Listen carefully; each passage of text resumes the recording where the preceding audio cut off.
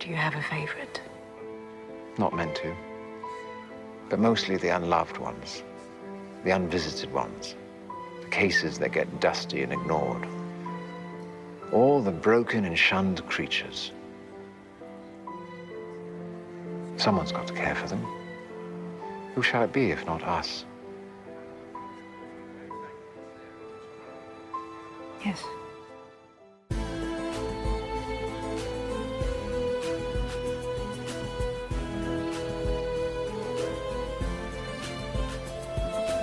Welcome to Rune Soup, a weekly podcast about magic, culture, and the very best new and old ideas for living in this world. Coming to you from 43 degrees south on a small farm in deepest Tasmania. My name is Gordon, and I shall be your host. This week, we welcome to the show Lucy Delix. Lucy is an artist originally from England and now living in the ancient Inca capital of Cusco in the Andes. She is the creator of the recently released Visionary Path Tarot and joins us today to talk about her globe-trotting adventures from Jerusalem to living as a Viking for a year in Norway, and also to talk about healing ancestral trauma through art and psychedelics and all that good stuff. Now, fair warning, perhaps surprising no one, the connection between Cusco and southern Tasmania wasn't what we'd call great. So there are a few bits of robot voice here and there and one or two dropouts that I, of course, edited around to the best of my ability.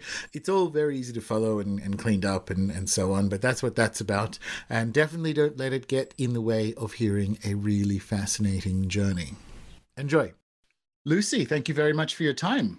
Thank you for having me. Pleasure to be here. Yeah, absolutely. Absolutely. Well, we have a traditional first question for first-time guests, Lucy, and I expect this one probably going to be a bit interesting. But Lucy, were you a weird kid? Yes. Yeah, that was pretty weird. Yeah. What kind of stuff? So I grew up in a very traditional working class English family, grew up around football and stuff. So I always had to go and watch my brothers play football. But I always remember just weird stuff. Like I could always tell who was on the telephone. I always knew which song was going to be on the radio next. I had a few strange UFO sightings, I guess. I just had a very strong imagination. Whether it's real or not, I was very in that type of magical reality as a kid.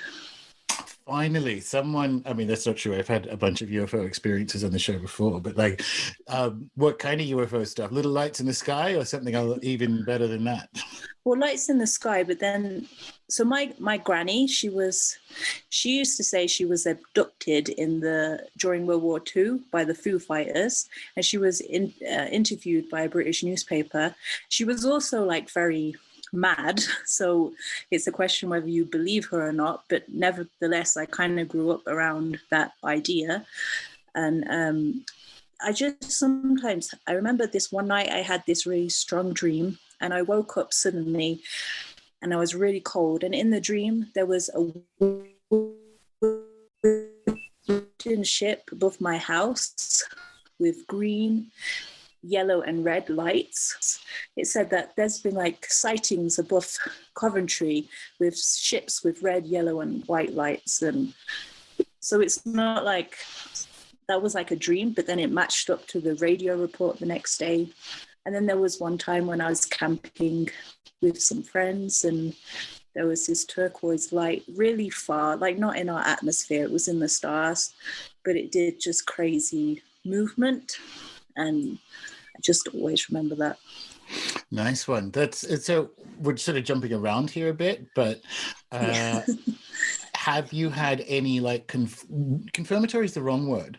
Were there familiar motifs from some of these UFO memories, if you will, from childhood when you began in adulthood embarking on psychedelics and similar journeys? Did some of it feel similar, or were the visuals something that had a resonance of familiarity, I guess is what I'm looking for there?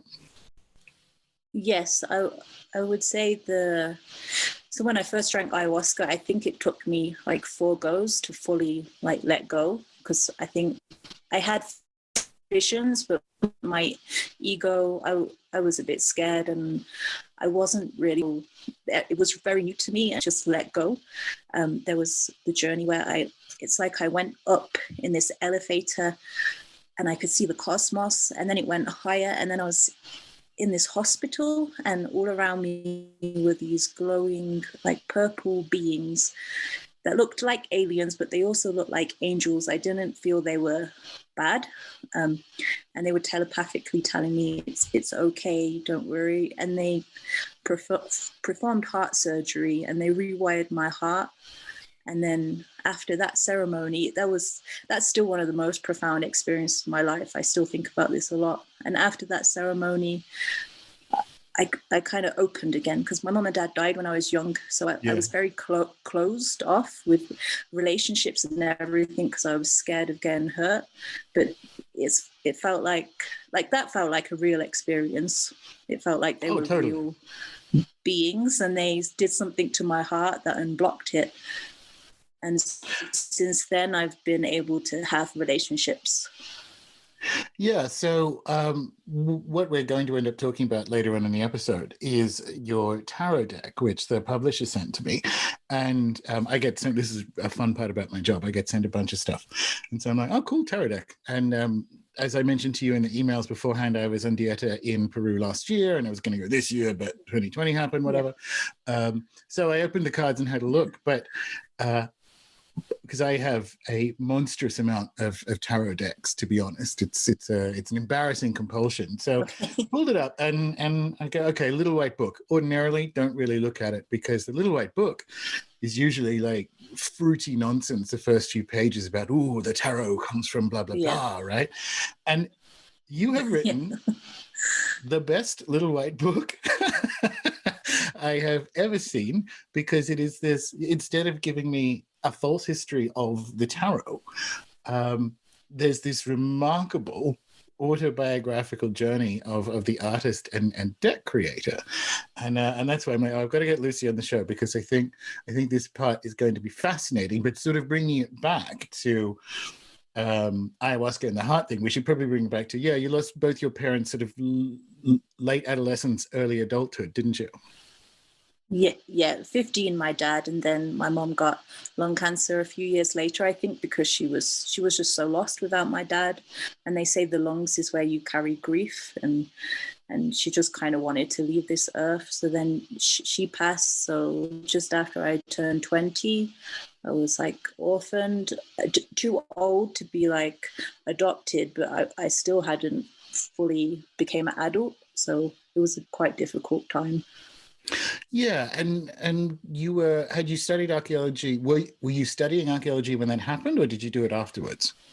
I did it after, because I kind of wanted to get out of my city where I'm from, because it's a bit rough and it's very concrete and just a bit violent. And after they died, in a way, because my family were very working class, they didn't really expect me to go to uni. It's not really in the culture. You kind of just get a job. So as horrible as it was, in a way, it also opened new paths. And I always wanted to study archaeology. So I just writ to Leicester University, and they in because like I was an orphan, and I got a lot of financial help to go to university, and yeah, it was, I really enjoyed it, but it wasn't probably the best time really to go to university. I had a lot of trauma, and I think maybe I don't know. I don't have any regrets, but it was a bit of a confusing time. Yeah. Even without being orphaned, like, it's sort of an unfair thing to do to effectively kids. Like, I went straight out of high school, so I was 18, and university is, I guess I could have done it better, but by the same token, did I need to do that? Yeah, I think it's that we're like telling people should go to university. It seems to just be getting a lot of people in debt, and I'm not really sure that everyone needs to go to university. Yeah, and I think the case for it is getting worse and worse rather than better and better, because it costs more and more, and there are fewer and fewer kind of like the promise of the job at the end of it is failure. Yeah. So it's sort of like, what are we doing with this, right? Yeah, and I think also you're a bit too young at that age to pick your life path. Agreed, absolutely, and you're living proof of that with how and where you ended up, of which I'm very jealous, and we will get to. But I'm going to save that as a reveal. So you mentioned that you liked archaeology as a kid. Yeah. Was it a specific kind of archaeology? Was it, dare I say, South American archaeology, or was it just the story of the past in general? I think all of it, obviously, because of my granny's like alien stories. My mum and dad, they introduced me to that concept of ancient aliens a long time before the cheesy TV show. So I kind of grew up around this idea that we have a bit of amnesia, whether it's aliens or a lost civilization, there's amnesia about our past. So that fascinated me, particularly megalithic sites. And Peru, before I knew about ayahuasca, I always wanted to come to Peru to see the many magical places here. But I was also a bit of a nerd for Vikings and Saxon and that era, because that's like my ancestral lineage. So that was also quite strong in me. So it's like a mix. I just love history, really. Yeah. So here's the thing. We'll talk about it. Actually, we'll just do it now. And ayahuasca, there's a tremendous amount of self-awareness in a sort of biographical component of the book that's associated with the cards. And I sort of recognize it as the self-awareness of someone who has been with the medicine, right? So I could see that there's a self-awareness around going through grief and how and when you processed it that's in your description at the beginning of the tarot deck.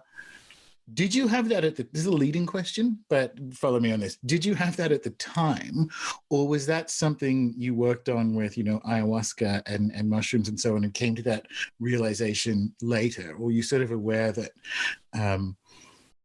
what you just said about your mother and where lungs hold and lungs holding grief and so on, is that how you processed it at the time, or was it something that came through psychedelic healing, I guess? I think it came a bit later. I knew there was something, like I was really heavy. English society is very stiff, and I noticed that it was kind of a taboo. People stopped talking about my parents. It made people uncomfortable. And I just felt like I hadn't been able to grieve properly because society is just pretending that we don't die and we don't talk about it. And I was just very kind of unhappy. I drank a lot of alcohol, and I was just trapped in many patterns, and I was a bit overweight, just unhealthy in many ways. And knowing how my mom died, I didn't like how my mom died with the conventional cancer treatment, because she died really in fear in hospital around strangers. And I always had a bit of guilt with how she died. And then that kind of led me to learn about alternative medicine, cannabis, and then I came across ayahuasca, how this can help prepare people for death. And that really fascinated me. Something in me just was like, this is the missing link.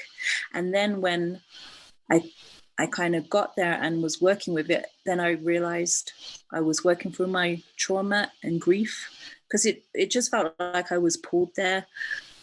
I didn't really know why I was in the jungle. I just ended up there. But then it became very clear to me I was like going through this trauma and septic grief that was blocked. And yeah, that was because your first dieta was 5 weeks, wasn't it? Yeah, I didn't actually do a dieta then. I just went to volunteer at this ayahuasca retreat and just drank ayahuasca and San Pedro. But I didn't do an official dieta the first time. It was just with the medicine. Right, cool. But you have done a dieta since? I did a few years ago, but to be honest, it was kind of the Shipibo tribe. it was this guy that my friend met on the streets in Pucallpa, and he said he could put on a dietic for us. And we went really deep into the jungle, like 8-hour boat ride, got to his village, and they didn't really have an ayahuasca tradition left. I think they were just trying to make money from us. So right. They would bring, they would bring us sugary food and stuff. So it was like all the stuff you're not supposed to do. So I still haven't done an official like dieta, and I got pregnant. And so, but I work with this Shipibo family who are one of the best. I think they're complete light workers because there's a lot of sorcery, but they're a very light family, and they do a lot of dietas. So when my son is old enough, that's next on the list. Oh, very cool. In the book, with again jumping around, but this is how it works, because I want to come to a point that I think is interesting. It's sort of the UFO thing, and it's sort of the grief thing. In the book, we'll do the reveal now. You live in Peru. You live in Cusco. I'm immensely jealous, and you'll tell us that story in a minute. But you said when you first arrived, it felt effortless. Just as you said, you weren't really sure. You were pulled to the jungle, and it turns out that ayahuasca pulled you there to process the grief and so on, right? But when you say it felt effortless, was that Peru in particular, or was it getting the whole way to the jungle and being there? Answer that for me.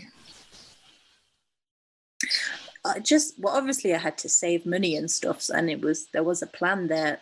But I remember when I got to the jungle, to the retreat where I was volunteering, and it just felt like a magnet had brought me there. It wasn't like a stressful planning or anything. It just happened so easy. And then just before I was going to drink ayahuasca, my ego was terrified. It's like, what are you doing here? You need to leave immediately. But I was like, no, I'm going to stay. My heart kept me there. And yeah, I just felt magnetized to that area. So here's the thing. You had UFO experience as a kid, and they had resonance with an ayahuasca journey.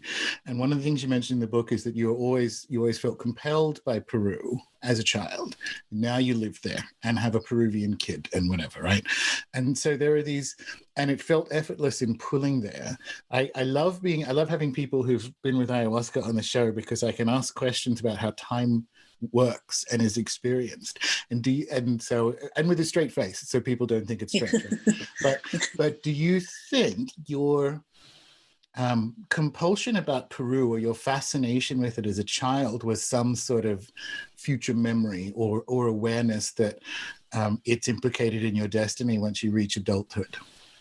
I think it must have been. I've been thinking about that a bit recently, especially since this year, and just that possibility that, I mean, I don't know, maybe I could never go to England again. Just like I went through a lot of thoughts this year about where the world's at. So I really went deep into like spirits brought me to Peru for this. And I think that's why I had this fascination. And also maybe something, I don't know, like I don't know about past lives or stuff. I can't say for sure, but there's just something about Peru that's very deep in me, despite not being Peruvian. Well, as you say, not Peruvian this time. You never know. For me, on that first trip when you went to the jungle and volunteered, did you travel all over Peru, or was it sort of the jungle and then fly out of Lima? I mean, did you see Cusco on that trip, or did you arrive in Cusco sight unseen? I just stayed in the jungle, and then randomly after that I met someone there, and then I ended up going to Utah, which was very strange, because the first time I drank ayahuasca, I had a very strong vision of a red desert, like the Navajo Nation kind of area, and I'd never been to that part of America. I'm not American, and it was so strong. And I saw these petroglyphs of like horses and stuff. And then so 6 weeks later, I was in Moab, the desert, looking at petroglyphs of horses. So I ended up in Utah after randomly. But no, I just stayed in the jungle the first time. So you live in Cusco now. I mean, was the intention Tell us, because we're going to get back to like the West Bank and all this stuff, but I love Peru, and I'm heartbroken that I couldn't get there this year, but that's how things go, right? Did you talk us through the decision of like, you went to the jungle, had the experience with ayahuasca, came back to, you know, the modern world? That's unfair, but you know what I mean, and decided this wasn't for you, right? So talk us through the process, because it's a big deal. Like, it's a big deal for a girl from Coventry to like move to Cusco. So how does that happen? Yeah. So yeah, I went to the jungle, then I went to America for a bit, but I came back to England. At that point, I was working in a bed and breakfast in the Lake District. So luckily it was a really beautiful part of England I came back to, which helped a lot. But still, the whole ayahuasca, the whole like message I got from that is you're an artist. You were always an artist. I had all these flashbacks when I was a kid that I was just drawing and painting all the time. I went to a very typical working class comprehensive school. So by the time I was 16, that was completely dead in me. And I'd forgotten that I was an artist. And it just reminded me that this is what you should be putting your energy into. So going back, cleaning people's hotel rooms on lower than minimum wage, trapped, I was like, what am I doing? This isn't the meaning of life. And something gave me the confidence to just like trust. I'd started painting at that point and sharing it online, and people were starting to buy it very early on. And I was just like, I've just got to trust that. So I just quit my job, and the art, it would pay my bills. Some months it was quite hard. I was a bit of a starving artist, but I did it and it kept going, and I haven't really had to have a job since. I worked in an art gallery for a bit, but I've kind of been my own boss since. So that was like a huge, because I think like everyone's programmed in a different way, but the working class English, for example, are very heavily programmed with kind of work and this 9-to-5 stuff. So this was very big in my psyche, and ayahuasca just kind of was, I just smashed through all of that and was like, no, I don't have to do that. I can be an artist. What's that? I forgot what the question was. So, well, and that you left the B&B in, and by the way, the little white book mentions Castlereagh, which is my favorite stone circle in England for sure. Oh yes, that's lovely. Yeah, wonderful. Okay, I got to Cusco. Yes, exactly. So I saved money. And it's quite interesting at the time, because I was very young when I drank ayahuasca. I was 26. So I had all this feeling, you're an artist. And to be honest, my ego side did get quite excited from the attention I started to get online afterwards. And I had this like, I'm going to go to America and be a famous artist. And then I saved up and I got to America, and I got to Hollywood and Los Angeles, and it scared the shit out of me, excuse my French, but it was just, the energy was just like horrific. I realized I was nowhere ready to do that. I even fainted in Hollywood, and I fainted for like a minute, but in that, it was like I was trapped in an eternity of evil Disney like characters around me. And I realized that there's like two paths you can take as an artist. You can go down this very kind of egocentrical path where it's all just kind of an image, or I can stick to like the spiritual side of the art, and the art being a magical craft. So I realized that I don't want to do this famous artist crap, really. And I saved money. I was able to stay at a friend's house in Utah. And then I got back to the jungle to work at this like art retreat in Tarapoto. I spent some time there, and I just was yearning to get to Cusco and to the mountains to see all the magical ancient ruins and everything there. And something was just like, you need to get there in me very strong. And when I finally got the plane to Cusco and I landed, I had tears in my eyes, and I just remember feeling like I'd come home, and I hadn't felt that since I had parents, and I didn't know anyone when I got there. But obviously, yeah, everything played out. It led me to my family, and yeah.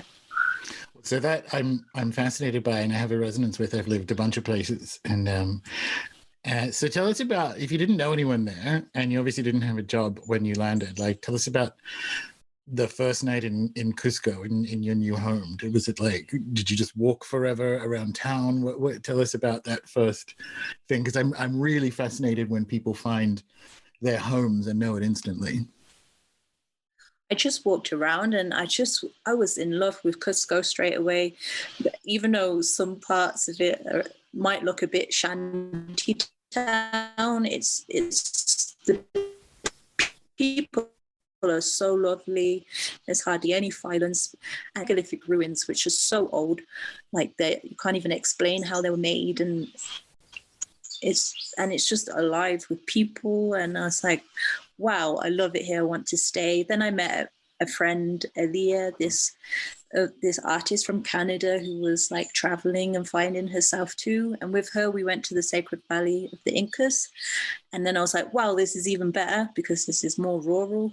And then from there, I just kind of met the kind of, I don't know what you call us, hippies types, people that live here. And there's a whole community here. And I found my place eventually. I found my partner because I was making art kind of sometimes on ayahuasca during the ceremony. And I'd never met anyone who was doing anything the same with art and medicine. And then I heard about this guy who was doing the same with San Pedro, that you could go drink donation and the whole space is just art materials. And I eventually went there and I think we fell in love straight away, really, because we were on like exactly the same path, really, with art and healing. And how soon into your Cusco adventure was that? Because as you say, you'd kind of got to a position where one of the things this is a weird way of saying it. One of the things I love about Peru is that it's a very good place to live if you have a capacity to make money that isn't necessarily tied to Peru, because it's actually very difficult to make money if you are Peruvian. The sol is quite, it's not a valuable currency and all the rest of it. So how long were you there before you met the future father of your Peruvian kid? I think 2 months. And then I met him, and then we moved in together straight away. And that was over 4 years ago now. Well, that's lovely. I love this stuff. I love when people, when people find a place that they're supposed to be and it totally happens for them like that. But it kind of begs the question, we'll turn it to an art question. Do you think artists should have adventures? Do you think it's like mandatory? I think so. I think it's important for your inspiration to see new things and stuff. Because you've had a few. We should actually jump back. There's some bits in the in the biography that I think are brilliant. So where were you instead of going to your archaeology degree graduation? That I was in a Bedouin tent in the Palestinian West Bank with a bunch of Palestinian teenagers. They were having a farting competition, and it was really silly. And that was my graduation day. And how do you? I mean, in a way, I kind of get why an archaeologist or an archaeology student would end up there. But like, what were you doing on the West Bank? So I've always been interested in that part of the world. My dad lived in Saudi Arabia, and my unofficial godfather was a Palestinian, but my oldest brother also went to Israel and did work on Kibbutzis. So it was the first country I went to when I was 9 to visit my brother. And I just fell in love with Jerusalem. Just even though I wasn't brought up religious, I just appreciated the aesthetic of it and all the religious art and all these pilgrims of different religion come into this place. It just fascinated me. So I went there. I was also early 20s, so I think I was a bit through a social justice kind of warrior phase, which I had a big revelation really that I was out there trying to help peace in the Middle East. And then I just remember one day I was staring out on Jerusalem and I was just thinking, I'm so traumatized and messed up inside. Like, how am I supposed to help the Middle East when I haven't even gone into my own issues? So, and then I kind of like, I left that place. I like it. A Jerusalem revelation. That's really like, because it's true. And that's certainly something that's a message you will get sitting with the medicine, is that kind of healed healer idea, right? And especially as it's all the one healing when you experience it, in ceremony. But it's a leading question. Should artists have adventures? Because I feel like you have.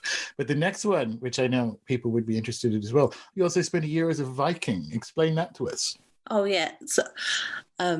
So I just searched on Google, I want to be a Viking. This was years ago. And this Viking camp in Gudvangen in Norway came up. And I looked at it and I saw you could volunteer and you could go and help this Viking camp.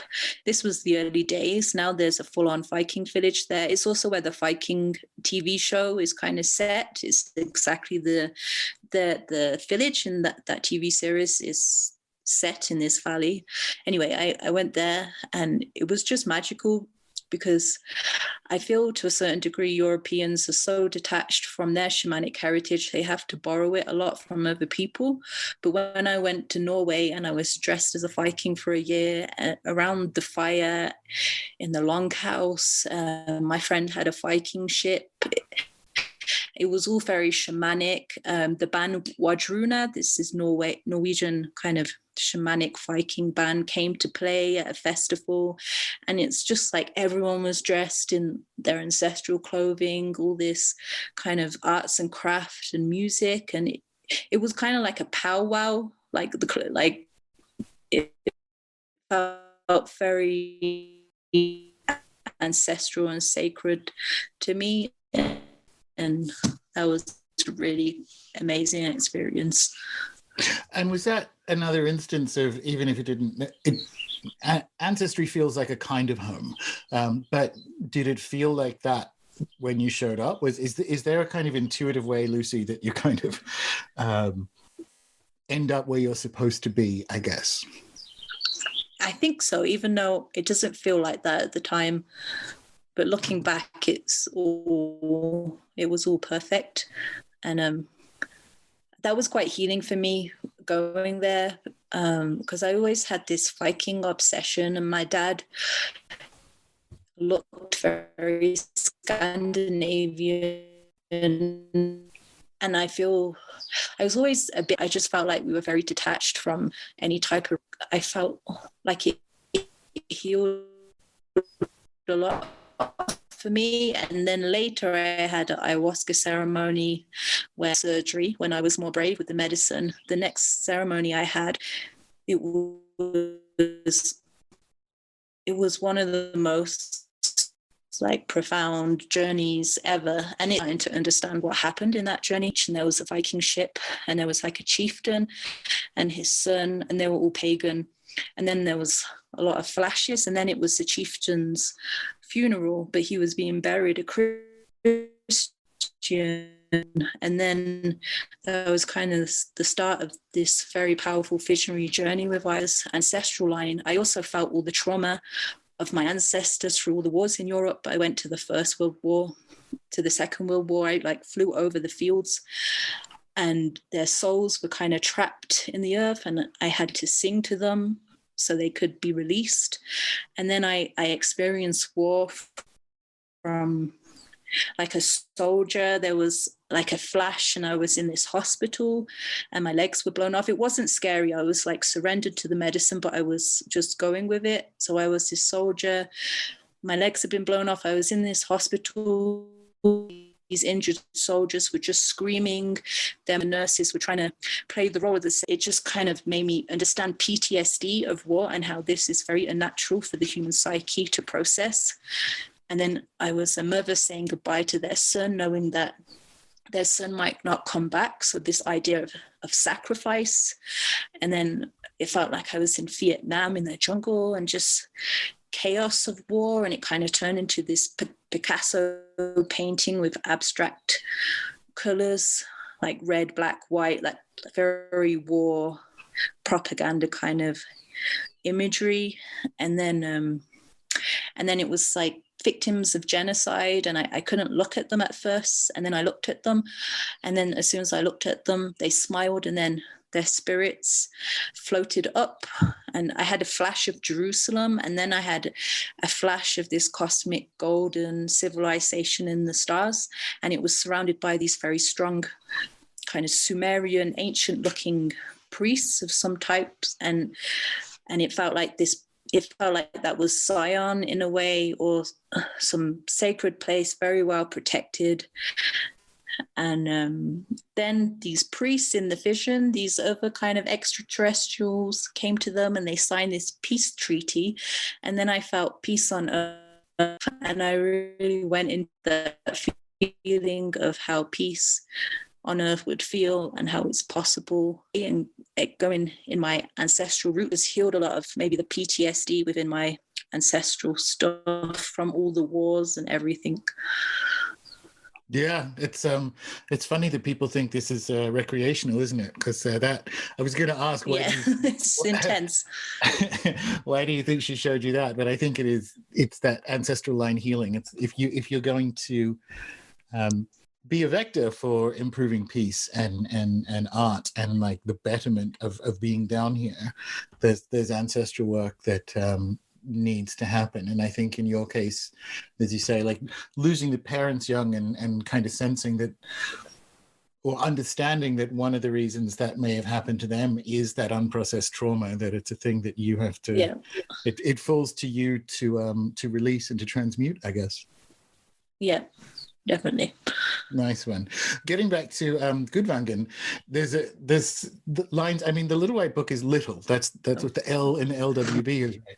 So there's just these statements that you make, Lucy, that I'm like, oh, I'll have to ask about that. And one of them at Gudvangen is like, and this is where I started to communicate with nature. And I'm like, well, I'll have to ask her about that. Firstly, did the other employees and volunteers there do that? Like, was it just something, were they all, everyone who was there with you at the same time, were they all kind of vibing on the same idea that the universe is alive and there are ways that we can kind of authentically be with it that is very ancestral and so on? Or did you just start going, oh, well, I've got some spare time this afternoon, I'm going to talk to a tree? Yeah, I think it was, I mean, people there, they were very kind of shamanic people, but they're also very normal people. But it was more when I had spent, and I just started to kind of meditate by trees and really connect. Because in Gudvangen, if you maybe Google the image of this valley, it looks like Lord of the Rings scenery. The mountains are so high, it feels like the nature is shouting at you there. And it was just so overwhelming, the nature, that I just had to kind of sit with it. And then that's kind of where I think I started to really aware of the path I was on. I wasn't really aware before. Yeah, because that's going back to before you started, well, you recovered your artist self in earnest, wasn't it? That's kind of in between archaeology and going and experiencing the medicine for the first time, isn't it? It's in that middle slot. Yeah, it's interesting that your journey has to begin. Your journey to healing has to begin ancestrally in a funny way. Like you had to do that for a year and sort of finding the ancestral or uncovering an ancestral connection allowed for nature to be the next thing, because if I understand correctly, then you went back to the UK and that's when you got a job in, well, Scotland or the Lakes or somewhere, but wherever it was, it's in a natural context. So it's like, yeah, like a sequence of development. Yeah. Yeah, and before Gudvangen, I was working in Scotland. All my mom's family was Scottish, but because I grew up in a very decaying industrial English town, I was very disconnected to like folk music or anything like that. So in Scotland, when I was working on the bar, they had traditional music sessions every Friday. So just before Gudvangen, I was in Scotland starting to experience kind of this Celtic culture and And then I went to Goodfangen, which is like my dad's kind of lineage. And then after that, yeah, I was in the Lake District, and I felt very connected there as well to stone circles and everything. And hello, I don't know if it's cut off. Yeah, no, it's breaking up a bit. I think I followed. Okay. The other thing that happened to you in the lakes was, and this is quite witchy and shamanic in and of itself, is that you started harvesting your own psilocybin mushrooms. Yeah, because every September there's a lot of magic mushrooms there. So I started to go and pick them, and that felt very sacred, and it's incredible medicine. Yeah, absolutely. We have an endemic down here that's it's in May, obviously, because it's the Southern Hemisphere, but it's the same, nice. The same idea. Yeah. That kind of leads to the tarot-based question, and I asked this because I've had a couple of different tarot creators and card deck creators on the show before. When did you first know that tarot was even a thing? Like, do you have a childhood memory of the first time you encountered tarot or something? I think I was aware of it for a while, but I know that after my mom died, my friend told me to go and see her granny, and I did, and she was the tarot, and she read me a tarot, and I just remember it really helped me, even though I can't remember what she read on the cards, but just the whole experience, it was kind of like a therapy for me, what I was going through, and so that was this first strong remembrance of tarot. Did you pick up your own deck or two at some stage on the journey?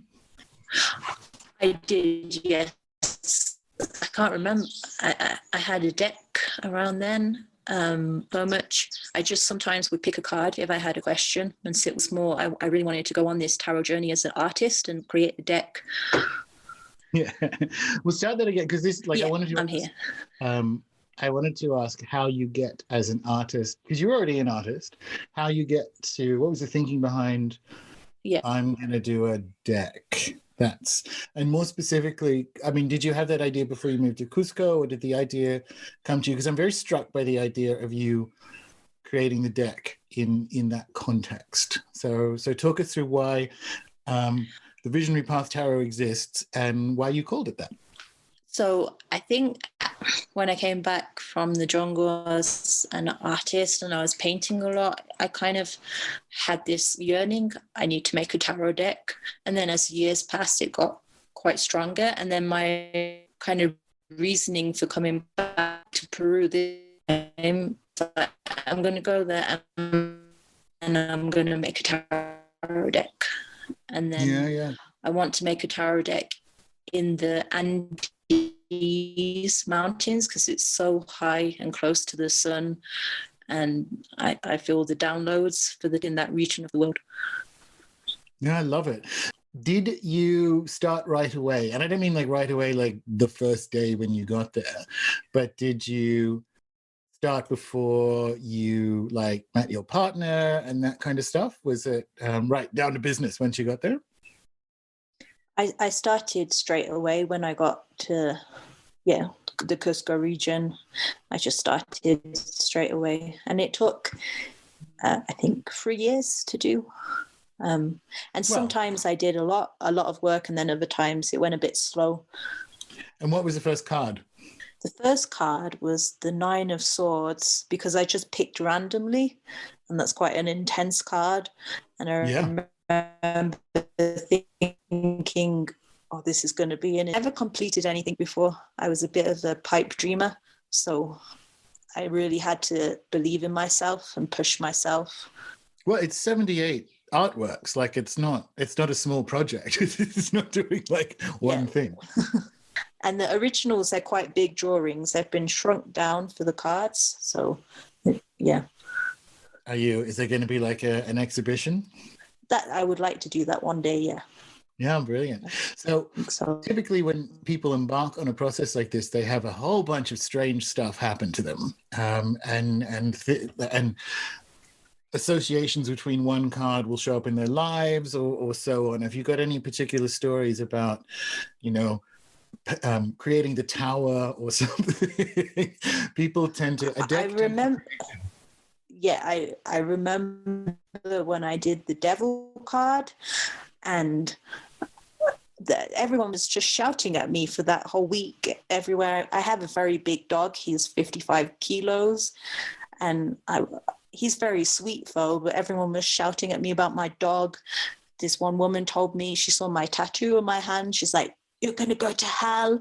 So it was quite an intense week of kind of misunderstanding and judgment, I felt, when I was doing the devil card in particular. Yeah, that's it. That one, that's kind of interesting.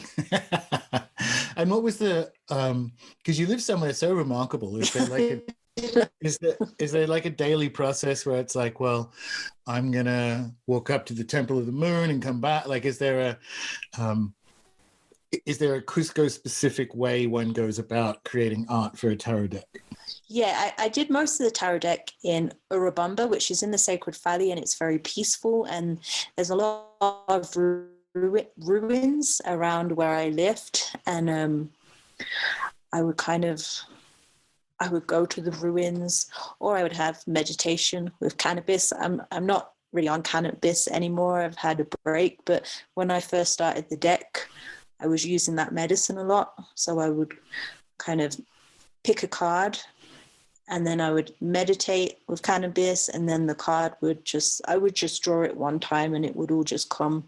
Nice one. Yeah.